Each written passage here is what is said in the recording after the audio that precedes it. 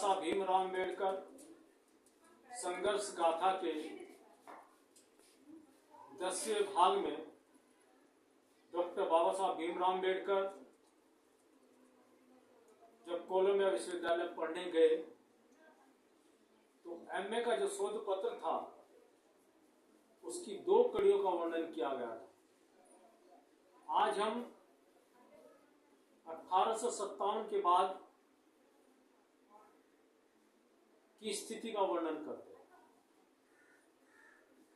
1857 में east India company की जो सत्ता थी वो इंग्लैंड की महारानी के हाथों में आ गई। जब इंग्लैंड की महारानी के हाथों में आई तो 1857 की कुछ घटनाओं पर वर्णन करते हैं जिनका बाबा साहब भीमराव अम्बेडकर ने वर्णन किया है कि 1857 में अंग्रेजों ने राज्य हड़प नीति अपनाई। जो भी महिला विधवाएं हैं जिनके यहां उत्तराधिकारी नहीं है, ऐसे राजघराने दत्तक पुत्र गोद नहीं लेंगे। वो सभी रियासतें, वो सभी राज्य अंग्रेजों के कब्जे में आ जाएंगे। ये राज्य हड़प नीति थी।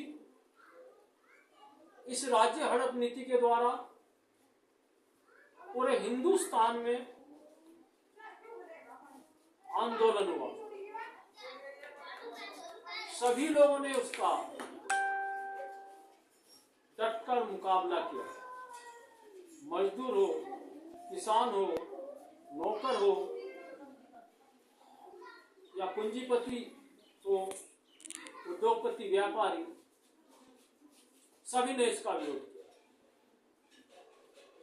आखिर कुछ योजनाओं के कारण किसी परिस्थितिवश 1857 की क्रांति में हमारी विजय नहीं हुई और उस समय अंग्रेज सफल हुए, जिसका परिणाम ये हुआ कि अंग्रेजों ने इस क्रांति के कारण इंग्लैंड से लगभग 30-35 हजार व्यक्ति बुलाए और जब अंग्रेजों ने 30-35 हजार ब्रिटेन से व्यक्ति बुलाए तो उनका जो मानधन था, जो उनकी सैलरी थी, वो भारतीयों से लगभग 10 और 15 गुना अधिक थी। उनको वहां के टेम्परेचर के आधार पर अच्छी सुविधा दी जाए, बिजली, आवास, रेलवे, तार विभाग, ये अच्छी सुविधाएं दी जाए, जिसके कारण अधिक से अधिक टैक्स लगाने का प्रयास किया गया और जमींदारों से कहा हम आपसे इतना टैक्स वसूलेंगे, आप जनता का चाहे कितना शोषण करो और चाहे जितना टैक्स वसूलो, हम आपको कुछ नहीं कहेंगे। इसी आधार पर जमींदारों ने तानाशाही के द्वारा किसानों का, मजदूरों का, पूंजीपतियों का शोषण प्रारंभ कर दिया और जिसके कारण देश बहुत ही दयनीय स्थिति में आगे बढ़ता गया। और इसी कालखंड में 1863-64 के अंदर पूरे देश के अंदर अकाल आया, जिसका बहुत बड़ा प्रभाव बंगाल और बिहार पर पड़ा, जहां की स्थिति इतनी खतरनाक थी कि एक व्यक्ति की अंत्येष्टि कर आते थे, 4 व्यक्ति मरे मिलते थे। भोजन की इतनी बुरी दशा थी, व्यक्ति के मांस के लिए तड़पता था।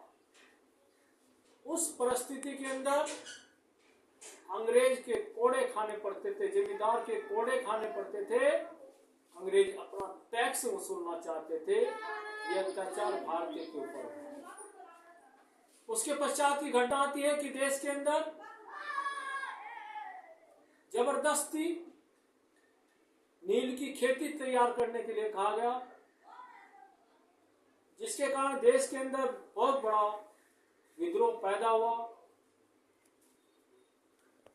और बिहार के लोगों ने बहुत बड़ा आंदोलन किया। यही नहीं, डॉक्टर बाबा साहब भीमराव अम्बेडकर ने बताया कि जो व्यवस्थाएं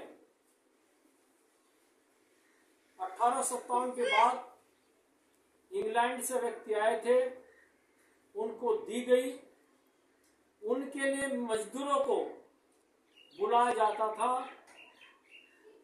पूरे दिन कार्य कराने के पश्चात या पूरे महीने कार्य कराने के पश्चात या 6 महीने कार्य कराने के पश्चात भी उनकी मजदूरी नहीं दी जाती थी। इस तरह का अत्याचार अंग्रेजों के द्वारा हिंदुस्तान में हुआ। इसके पश्चात 1905 आया और अंग्रेजों ने फूट डालो नीति का प्रयोग करते हुए सबसे पहला प्रयोग किया 1905 में कि बंगाल का विभाजन किया जाए। और बंगाल का जब विभाजन की चर्चा आई तो पूरे देश के अंदर आंदोलन हुआ, जिस आंदोलन का नाम बंगभंग आंदोलन रखा गया।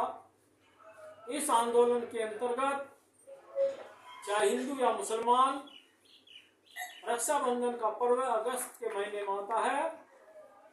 18 अक्टूबर 1905 को पूरे देश के अंदर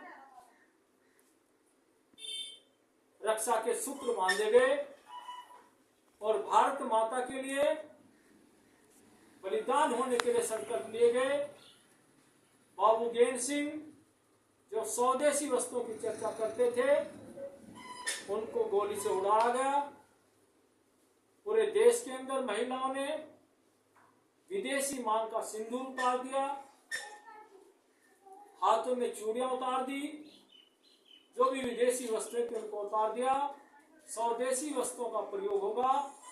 इस प्रकार से पूरे देश के अंदर आंदोलन हुआ। लेकिन अंग्रेजों की दमनकारी नीति हिंदुस्तान के अंदर दिन प्रतिदिन बढ़ती गई और भारत को जितना लूट सकते थे, जितना उसके लिए षड्यंत्र रच सकते थे, उतना उन्होंने रचा। और ये आंदोलन ठीक 1911 में आखिर अंग्रेजों को वापस लेना पड़ा। इस प्रकार से डॉक्टर बाबा साहब भीमराव अम्बेडकर ने भिन्न भिन्न विषयों पर चर्चा की और उस अपने इस पुस्तक में जो शोध पत्र दिया, उस पुस्तक में सारे विषयों की चर्चा की कि भारत के अंदर किस प्रकार से ईस्ट इंडिया कंपनी और अंग्रेजों ने भारत के अंदर दमनकारी नीति अपनाई। तो उसका अलग अलग वर्णन किया।